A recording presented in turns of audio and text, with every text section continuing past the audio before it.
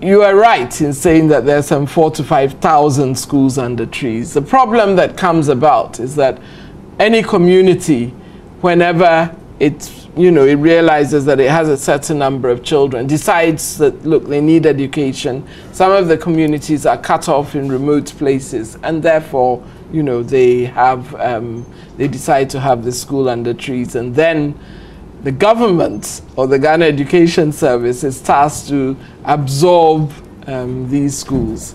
And herein lies the difficulty, because the schools can be springing up on a daily basis or a weekly basis or a monthly basis all over the country. And to absorb a new school, you need a certain amount of resources. You need teachers. You need, to give them the budgetary access in terms of the capitation grants and all the other social intervention policies that we have. So it's not merely a question of a structure. It is also quite a large resource base that is also has to be fed into the system. So this is one of the issues. But I didn't finish my first day at school. Yeah. Because my first day at school, while it touched on the school under trees, the inadequate infrastructure, also was delightful for me. In some of the schools we went to, the children had, composed songs and other things and plays and other things. But in each and every school, I saw the kind of commitment to education that we want to see. The parents, on the part of parents, students, yeah. The community, okay. The children, and the teachers. It was just wonderful to see. And that is the spirit that one wants to have invoked throughout, especially since we are looking at decentralizing education. And the district education directorates are actually in place. They're supposed to have monthly meetings with the DCEs and so on, and the communities. And we are not seeing enough of that. So let me use this forum to appeal to DCEs and others that, look, you must operationalize the district education directorates, because when we start the fiscal decentralization, the money is coming to you in the districts to manage education.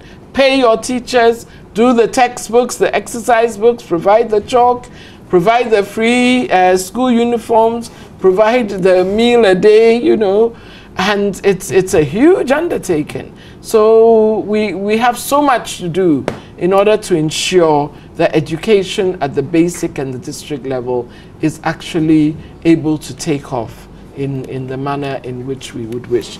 Just to finish off at my first day at school, yeah. My two honorable colleagues, deputy ministers, one was in the Ashanti region and the other was in the northern region. So they went around some schools as well.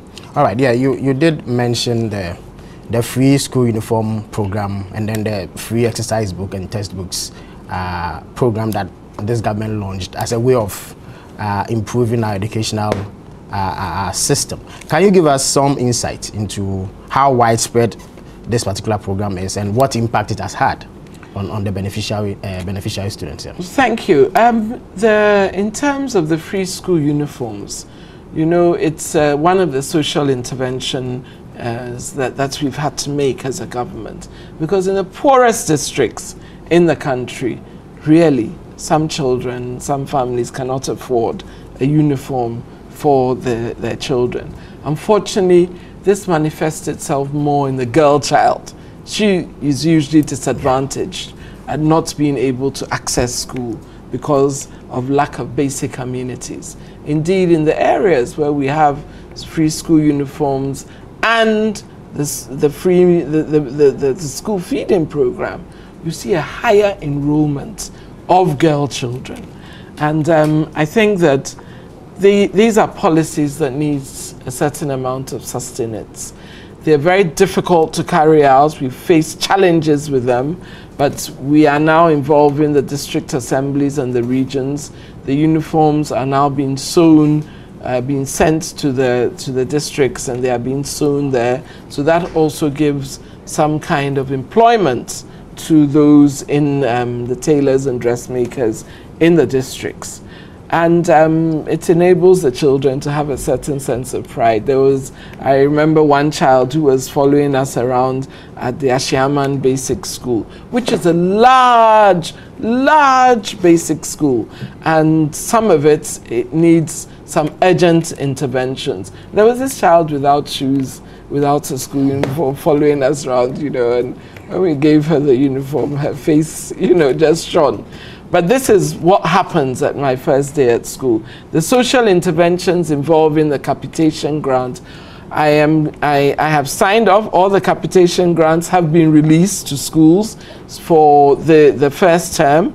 There have been issues of delays in receipt of the capitation grant, but the capitation grant has gone to schools. The capitation grant, let me just say this quite clearly, in case people try to make politics of the figures. The numbers are based on the enrollments. Okay. So each term, the enrollments might change for one reason or the other. So we have, released the money based on the numbers of children in schools. I would also say that kindergarten KG has now become part of the system. And indeed, Ghana is poised to launch a program on making KG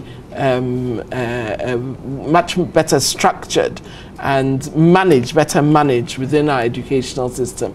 And indeed, we're going to hopefully show the way in Africa. So now the KG department is part of the mainstream educational system. Yes, it is. All right, now let's move to the SHS.